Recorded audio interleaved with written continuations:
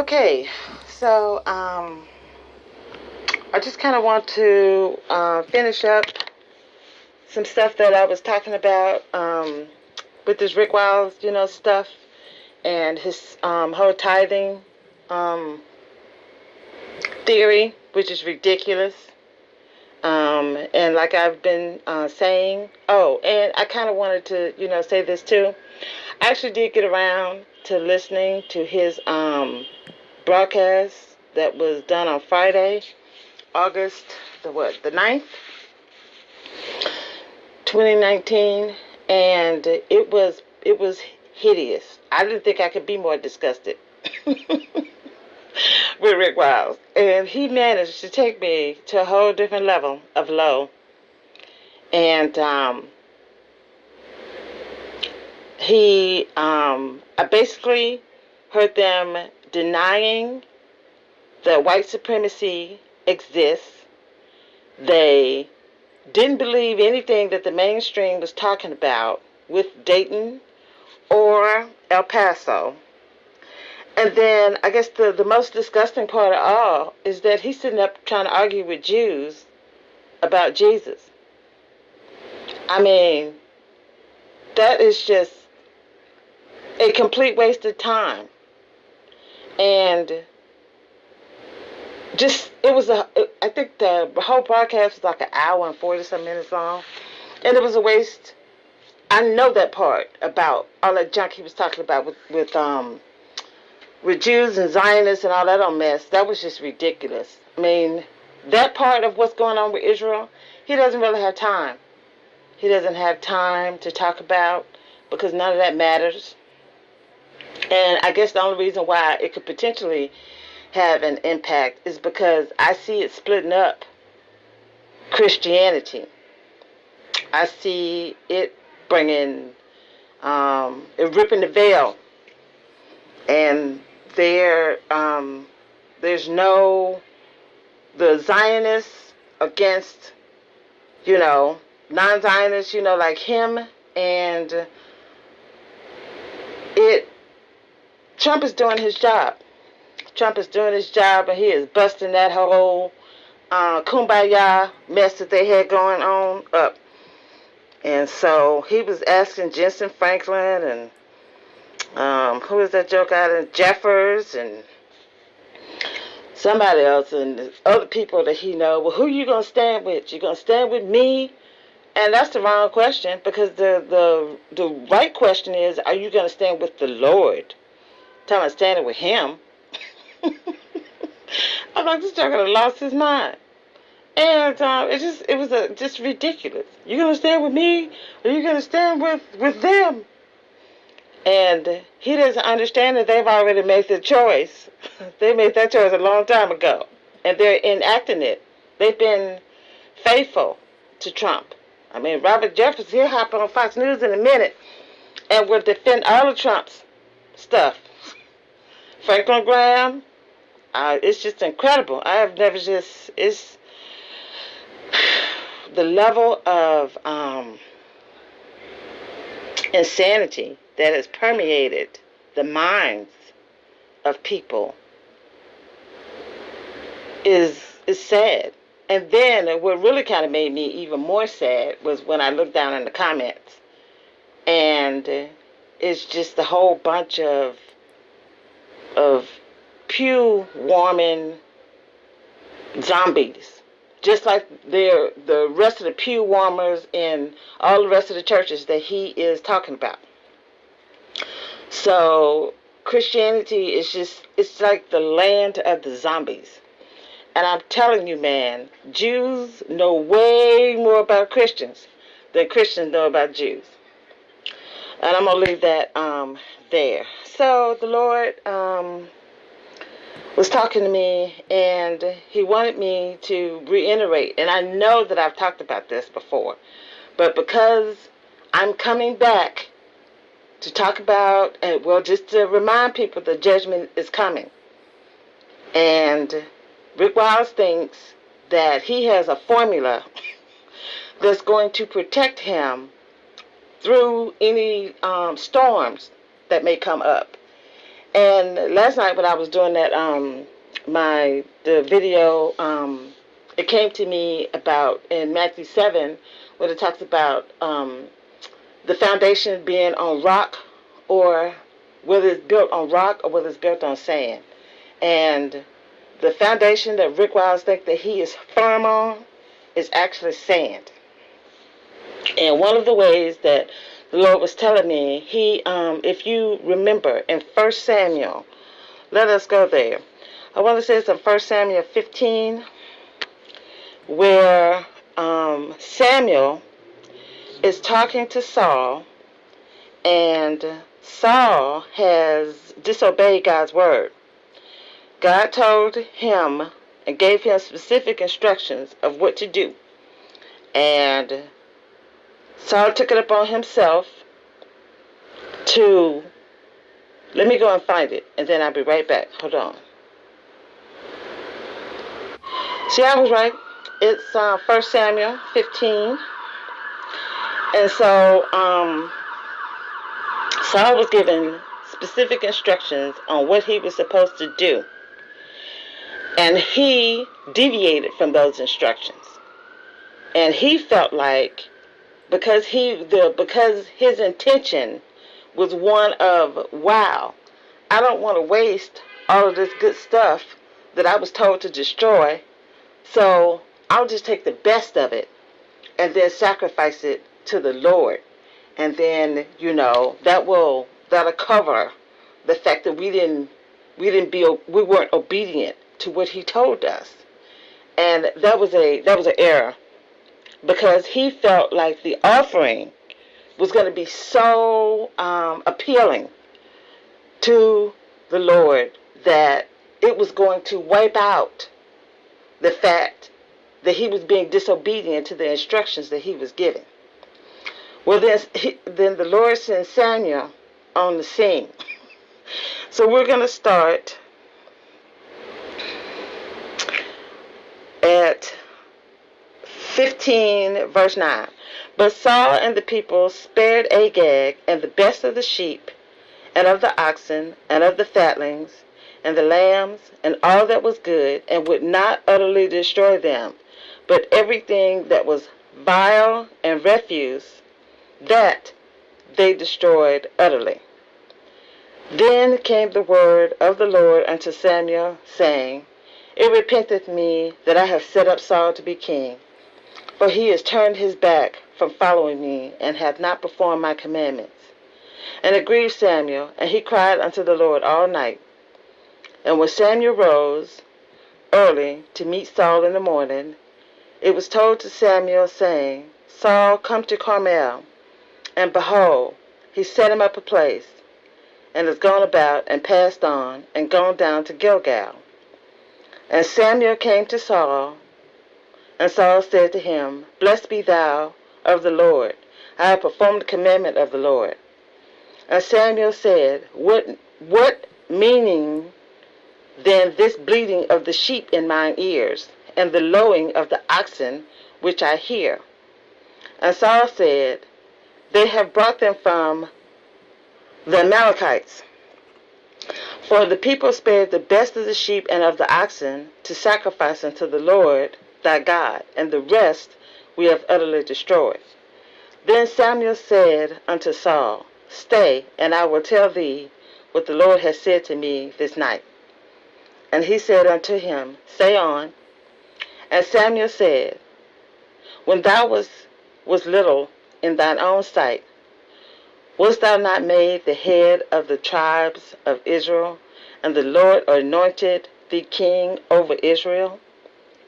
And the Lord sent thee on a journey, and said, Go and utterly destroy the sinners, the Amalekites, and fight against them until they be consumed. Wherefore, then, didst thou not obey the voice of the Lord, but didst fly upon the spoil, and didst evil in the sight of the Lord? And Saul said unto Samuel, Yea, I have obeyed the voice of the Lord, and have gone the way which the Lord sent me, and have brought Agag, the king of Amalek, and have utterly destroyed the Amalekites. But the people took of the spoil sheep and oxen, the chief of the things which should have been utterly destroyed, to sacrifice unto the Lord thy God in Gilgal. And Samuel said, Hath the Lord as great delight in burnt offerings and sacrifices as in obeying the voice of the Lord? Behold, to obey is better than sacrifice, and to hearken than the fat of rams. For rebellion is as the sin of witchcraft, and stubbornness is as iniquity and idolatry. Because thou hast rejected the word of the Lord, he shall also reject thee from being king. And Saul said unto Samuel, I have sinned, for I have transgressed the commandment of the Lord and thy words, because I feared the people and obeyed their voice. Now therefore I pray thee, pardon my sin, and turn again with me, that I may worship the Lord. And Samuel said unto Saul, I will not return with thee, for thou hast rejected the word of the Lord, and the Lord has rejected thee from being king over Israel. So, that was one of the first verses that I remember reading when the Lord started to wake me up to his word.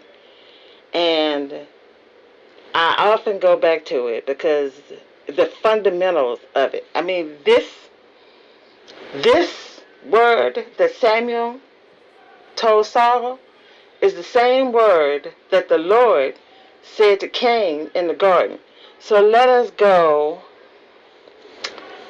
to Genesis, and let us see if it's in Genesis 3. Come on, man. Okay. Nope. Must be 4. Okay. So I'm going to start at, it's in Genesis 4, and the verse is 5 that I'm going to start. But unto Cain and to his offering he had not respect. And Cain was very wroth, and his countenance fell. And the Lord said unto Cain, Why art thou wroth, and why is thy countenance fallen? If thou doest well, shalt thou not be accepted? And if thou doest not well, sin lieth at the door, and unto thee shall be his desire, and thou desire shall rule over him. So, when he said, if thou doest well, shalt thou not be accepted? So, at that point, Abel gave his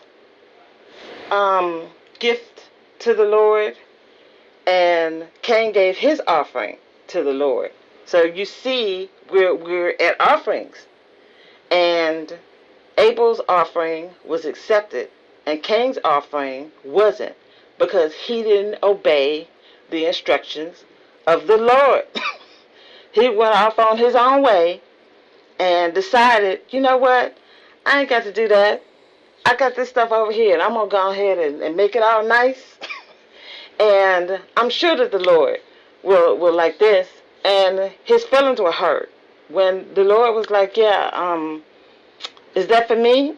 Because that's not what I want. And look at what happened as a result of not being obedient. And looking at an offering or tithes the way that a human would look at it, but not looking at it the way that the Lord sees it. And to take us back again to what we were talking about at the temple. So you got all this stuff. You got cumin, you got anise, you got all this expensive spices and all of this stuff that they're thinking, wow, we're going to go and we're going to present this at the temple. And the Lord, he is going to be pleased with these gifts that we have brought him. And what did the Lord say? He was like, okay, so you see that woman over there with the 2 pennies? She actually is more righteous with her 2 pennies because that's exactly what he wanted. He wanted her obedient heart.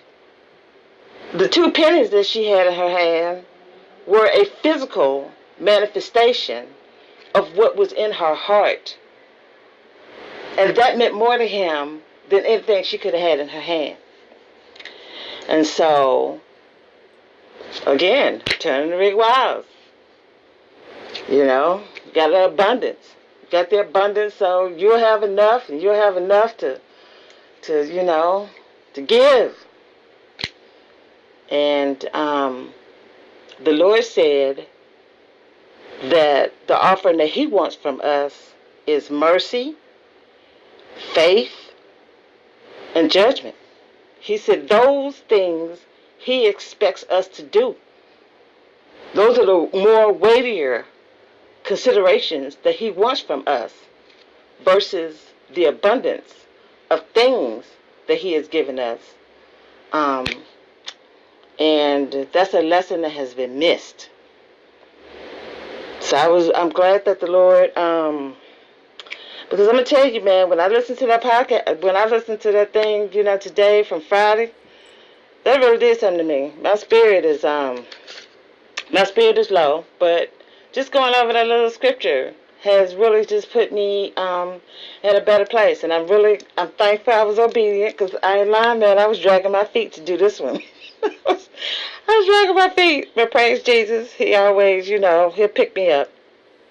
And so, yeah, Saul had his kingdom taken away. Just because he did that one thing and didn't obey when he was told to. That's how serious Jesus is. He ain't changed. He ain't changed. And that's what Christians don't understand. The Old Testament has been given to us so that we could find out who he is.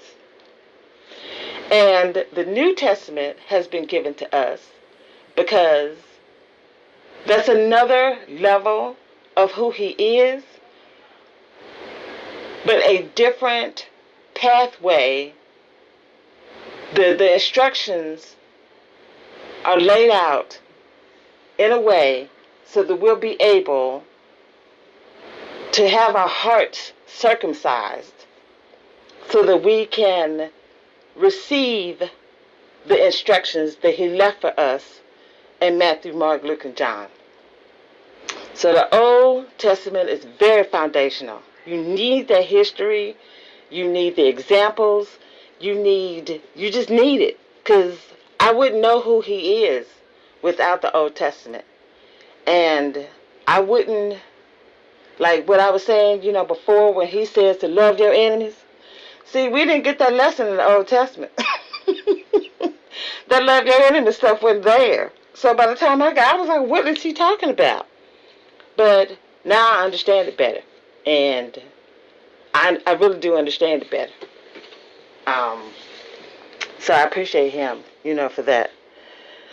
So, is that it, Lord? What do you want me to do? I'm going to read what I wrote. It says, obedience is more valuable to God than any other tithe you could give to him. Nothing given or made from the hands of men is more valuable. So, judgment is coming. And the thing, again, with Old Testament education, it's a whole lot of judgment. It's a whole lot of judgment. And Christians don't get it. They don't get it. Nobody will be spared from judgment. Down here, or when we eyeball to eyeball with Jesus. I told you he left me homeless for 3 years. I know that was the hardest time I've ever had in my entire life. And the fact that I lived through it, I give all honor and praise to him. And every time I reflect on that, it actually helps me to live today. So when I see insanity that I'm looking at with Donald Trump and all this mess, I have to rely on that he has not brought me this far to let me slip away. Because my heart hurts. Listening to that mess coming out of Rick Wiles' mouth this whole week has really done something to me. And I'm tired. And I don't know what else to say, to you guys. The Lord says he wants me to go to 2 Peter. So to 2 Peter we would go. Okay, 2 Peter, and it's 2, right, Lord? Okay. Yeah, I remember you telling me you want me to do this.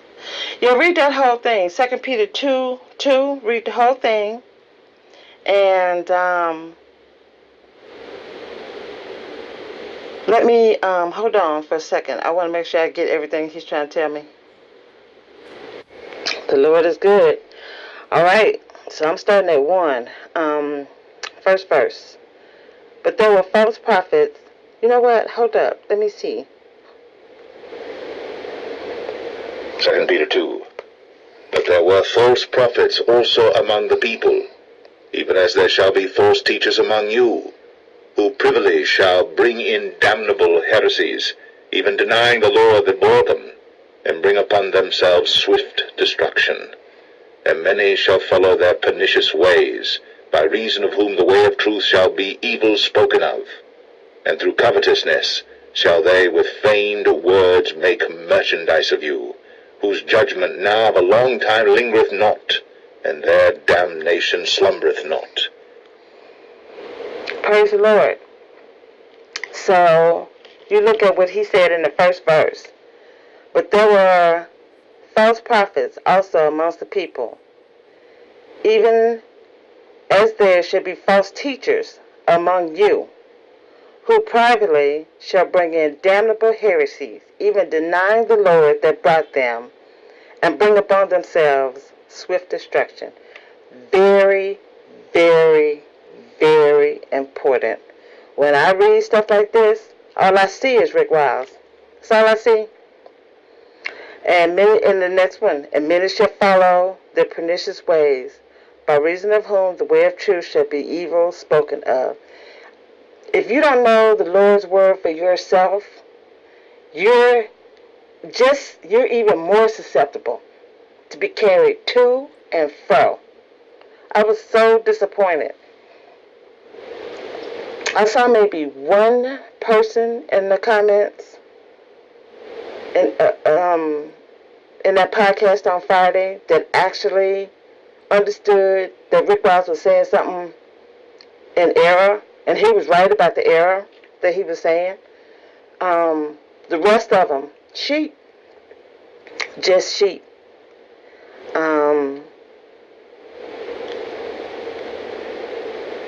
For if God spared not the angels that sinned, but cast them down to hell, and delivered them into chains of darkness to be reserved unto judgment, and spared not the old world, but saved Noah the 8th person, a preacher of righteousness, bringing in the flood upon the world of the ungodly, and turning the cities of Sodom and Gomorrah into ashes, condemned them with an overthrow, making them an example unto those that after should live ungodly, and delivered just Lot, vexed with the filthy conversation of the wicked.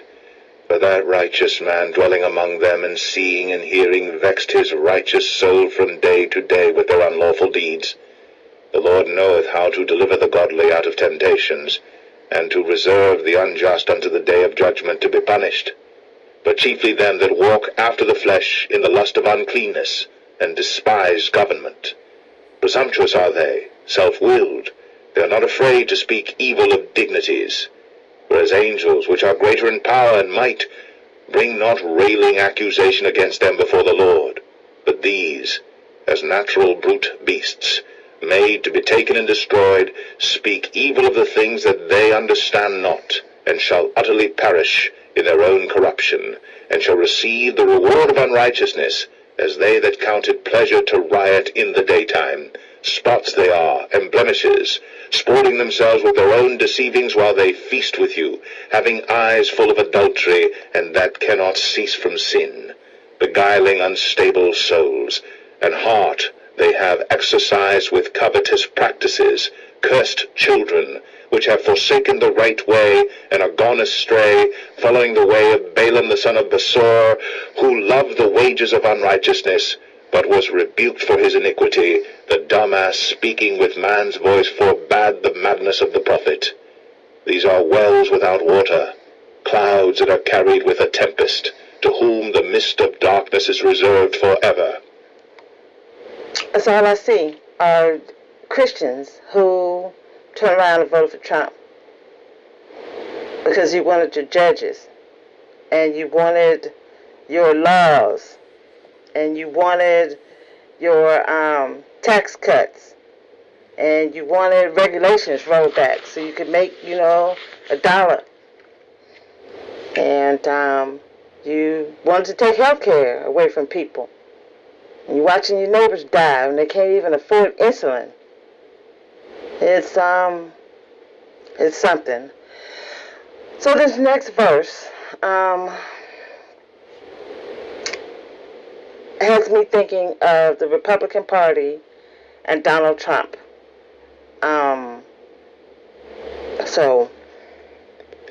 But when they speak great swelling words of vanity, they allure through the lusts of the flesh, through much wantonness, those that were clean escape from them who live in error. Or they promise them liberty. They themselves are the servants of corruption, for of whom a man is overcome, of the same is he brought in bondage. For if, after they have escaped the pollutions of the world through the knowledge of the Lord and Savior Jesus Christ, they are again entangled therein and overcome, the latter end is worse with them than the beginning. For it had been better for them not to have known the way of righteousness, than after they have known it, to turn from the holy commandment delivered unto them. But it has happened unto them according to the true proverb, the dog is turned to his own vomit again, and the sow that was washed to a wallowing in the mire.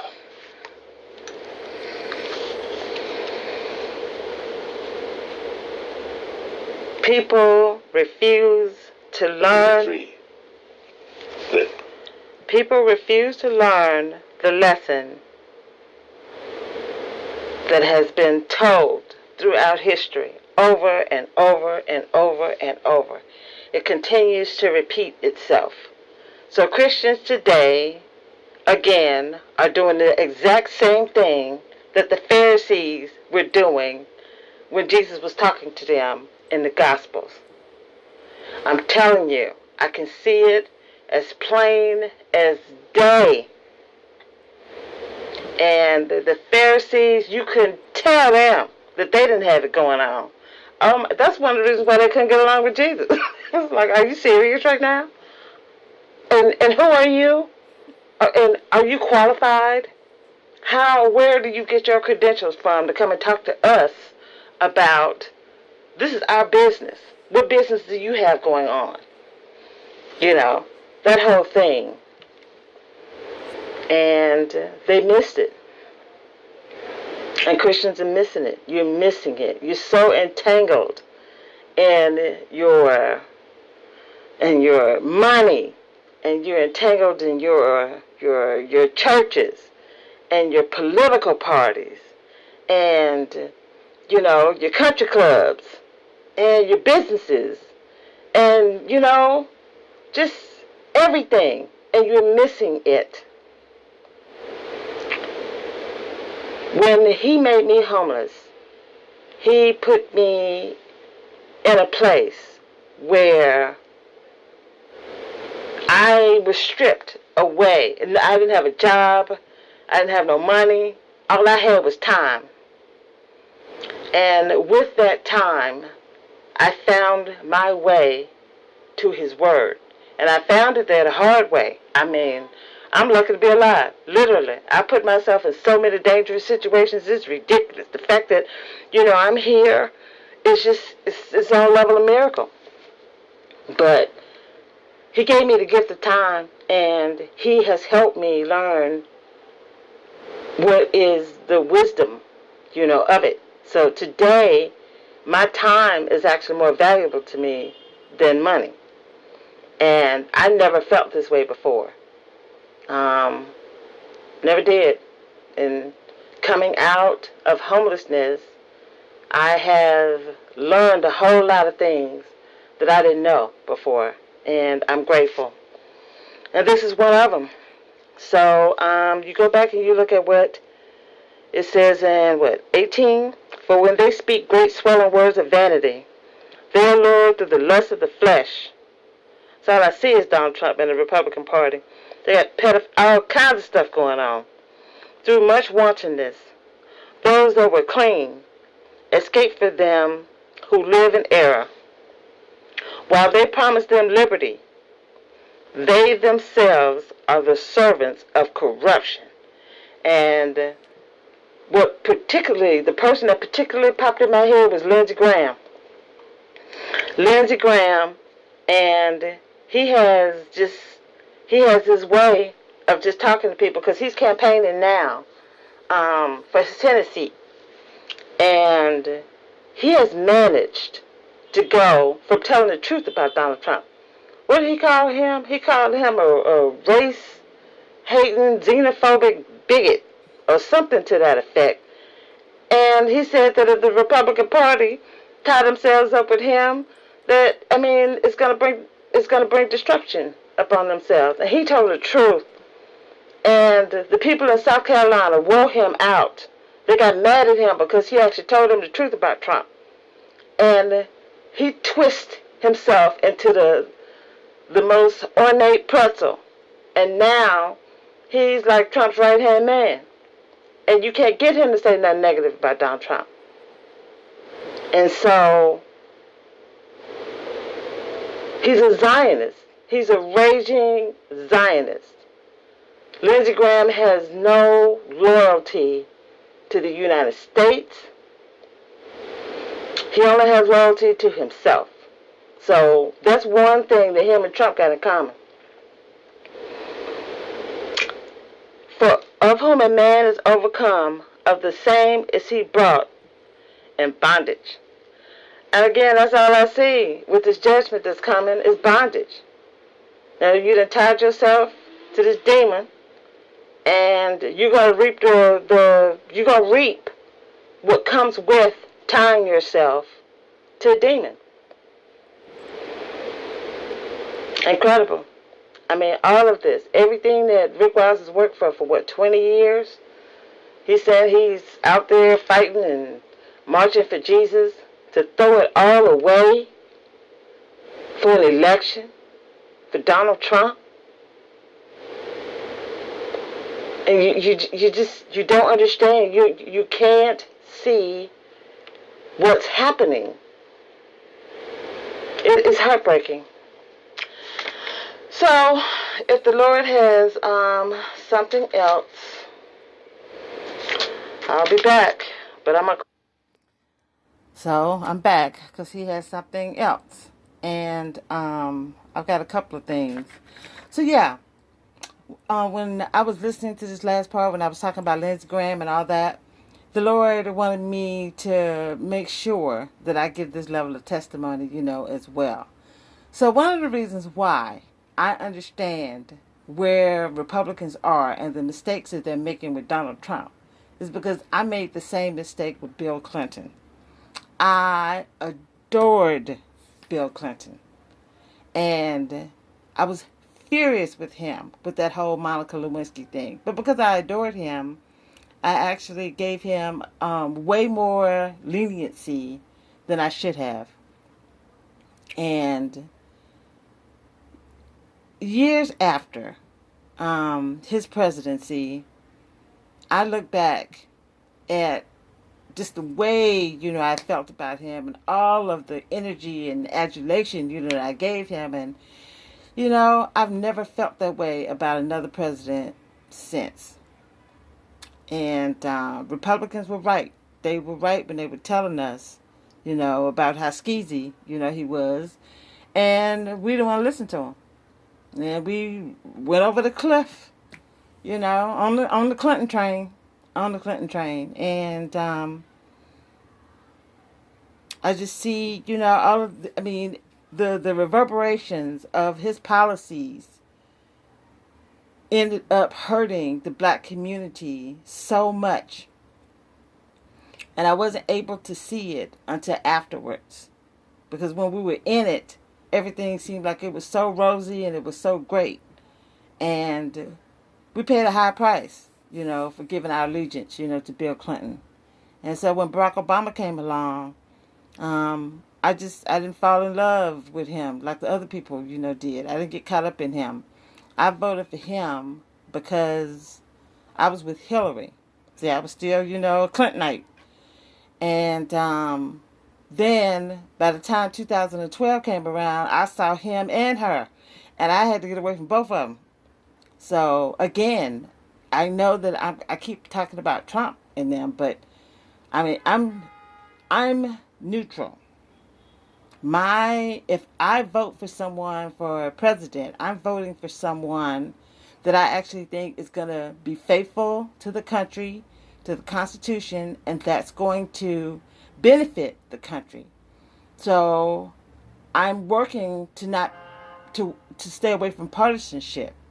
But this mess that Republicans have going on with Trump makes it hard. It really honestly makes it hard. I'm going to tell you, and this is off topic for a minute, Lord. Give me a minute, Jesus. It actually makes me not interested in seeing Democrats or independents work with Republicans because they're being so obstinate. Mitch McConnell won't bring bills to the floor. No governing is being done. But you know what? The Trump-tards, they're drinking liberal tears while they screw themselves out of being able to have a stable democracy. And that's where the hatred and the misogynist and the bigotry and all that stuff, all that stuff just eats at you, and it ends up destroying you instead of benefiting you. And I think about Bill Clinton and all that mess, and Democrats were wrong to support Bill Clinton the way that we did, and Republicans are equally as wrong for what you're doing with Trump. So before we leave 2 Peter, I wanted to make sure that we kind of went over it just one more time. It said, for it had been, this is 21, for it had been better for them not to have known the way of righteousness than after they have known it to turn from the holy commandment delivered unto them. And that is the instructions. That is obedience. So you think about Saul again. You think about Cain. Obedience. You think about the woman at the widow with the 2 mites. Obedience. You think about what the Lord is telling us. The weightier matters of the law. Judgment. Mercy. Faith. He told us to love one another. He told us to love our neighbor.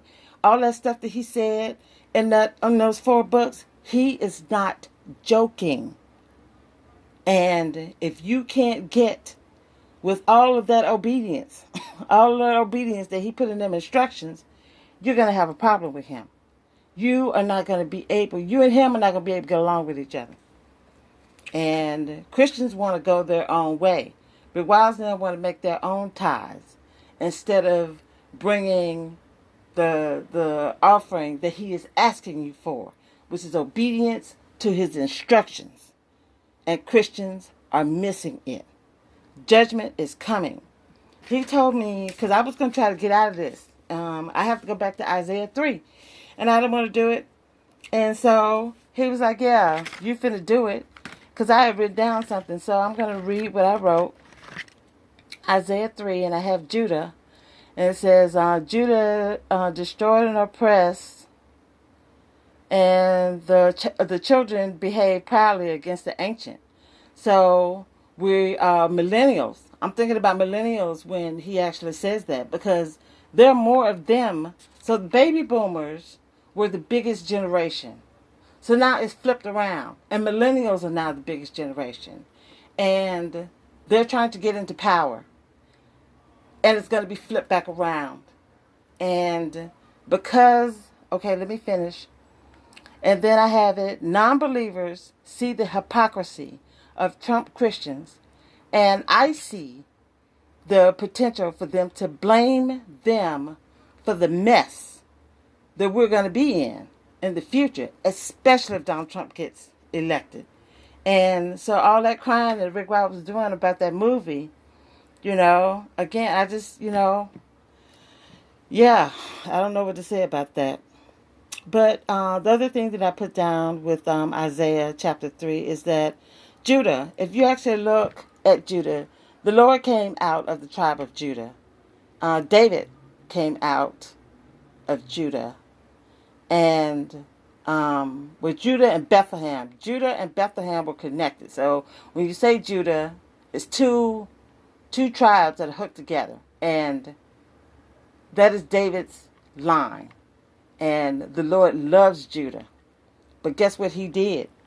He put them in captivity. No one escapes judgment. And it says in 15, what mean ye that ye beat my people to pieces and grind the faces of the poor? All I see is what's happening down there on that southern border. All I see is what we're doing to these children. And it's hard for me to have compassion for Christians when I see that they don't have any compassion for what they say they believe in. All this stuff that you talk about with the dead baby parts and abortion and all the millions of babies that get sucked into the vacuum and used as, they flush down the sewer and all of this talk that Rick Wiles is doing. These kids are actually walking and talking. They need things like clothes and shelter and parents and safety. They need this. And I don't know, because they're coming from somewhere else, because they're coming from a place that you think that they're not supposed to be coming from, then you dismiss them. And I don't understand where are these blessings supposed to come from. So if you continue on and you look down, you look at what the Lord is talking about. And he starts taking away stuff. He starts listing the stuff that he's going to take away, And he also says that the men shall fall by the sword, and the mighty in the war. And we're getting there. Rome maxed itself out. Rome was mighty. Rome was taking over land all over the place. And Rome stretched itself too thin. And then you had the Goths that started to figure that out. And then you had the Ottomans, and they figured it out too. And then they came in, and when Rome split, so the Ottomans took one side of Rome, and the Goths took the other one. Because Rome had stretched itself too thin, and its economy was failing, and it was ripe for a takeover. And they had split. Once the United States splits, and this is where we're headed, once this country divides, it's going to be a brand new day. And it ain't going to be pretty. So you either learn how to get along with each other, or you separate and you suffer. And that's a whole nother video. And then the last one, 26, and her gates shall lament and mourn, and she being desolate shall sit up on the ground. I actually have videos labeled Lamentations, and in it I talk about some of the same stuff that I'm talking about now. And that was like a couple of years ago that he was giving me that word. And it's even more pronounced today. So I invite you guys to go and look at that. And then I got this other one that I have to do. So Rick Wiles has this thing about gun control. And he's scared that his Second Amendment rights are going to be infringed upon. And that's something that he shouldn't. You Christians, the Lord is your weapon, and you're gonna have to use some of that faith to trust in Him to protect you. You know, like the when David was out there with the sheep, and he had to protect the sheep against the bear and against, whatever animal, came up, and he was so adept at using that slingshot that when it came time for him to go up against Goliath, they was looking at him like, man, where your sword at? And don't you, hey, come put this on. He said, yeah, man, I can't use that. I'm going to use what I know. And he was victorious because he knew that he was in the Lord. He was like, child, I got this. I got what I need, and I got the Lord. And he was victorious. And people get mad at him because he was so firm and just so into the Lord. And that's what the Lord loved about David. And so Christians have taken their eyes off of Jesus and have put it upon men. And so before I go to that one, I'm going to say John 12:25. The Lord says, those who love their lives shall lose it, and those who hate their life in this world shall keep it unto life eternal. I hate my sin. I cannot stand it. I cannot stand to see hypocrisy in myself. Every time I fail the Lord, it hurts me. It's a painful experience. And I don't see myself as better than anybody else. Actually, I know my character, and I know the Lord knows, me, and He knows what He brought me out of, and He knows what He's continuing to bring me out of. So I have shame, and the Christianity is backwards. You guys are proud. You guys are prosperous. You're strong. You are, victorious, and that has its place. Jesus has to give you that. That's not something that we bestow upon ourselves. And I see myself as the widow. I see myself as the prodigal son. That's who I am. Yeah, he was like, hey, man, look, I'm going to go back to my daddy's house. And you know what? He doesn't even have to take me back as his son. I'll be a servant because that's what I deserve. I acted crazy when I was his son. I don't deserve to be his son anymore. So let me go back, humble myself, and tell him I'm sorry. And can you make me a servant? Because he was out there feeding the pigs. He said, I'm out here feeding pigs better food than I'm eating myself. When I can go back to my father's house and be a servant. And what happened? His daddy saw him coming and he made him his son. We have to open our eyes to what the scripture is telling us. When the Lord showed me about the prodigal, that's one of my favorite scriptures. So, I guess the last thing, so I can get off here and go to bed. I'm so tired. When y'all voted for Trump, you voted for a king. And that was another part. When the people came, Samuel was getting old, and his sons they didn't have the whole character of Samuel, and the leaders saw it, and they was like, hey man, you getting up there, so we can't trust your sons the way that we trust you, so we want a king. We want to be like the rest of the people. They had kings, and we want one too. And Samuel was like, are you serious right now? You want a what? And so they was like, yeah, we want a king. So he went and talked to the Lord, and the Lord was like, it's not you that they're rejecting. He said, they're rejecting me. And that is the same thing that Christians are doing today. You're rejecting the Lord, and you put him aside, and you went and voted for a raggedy, demonic king. And go back and see. He said, look, I want you to tell them exactly what they're going to get, because they want this. And he told them everything that they was going to get. And it wasn't nothing good. And they still said, okay, we want it anyway. And so they got the fruit. They ended up with the fruit of what they wanted.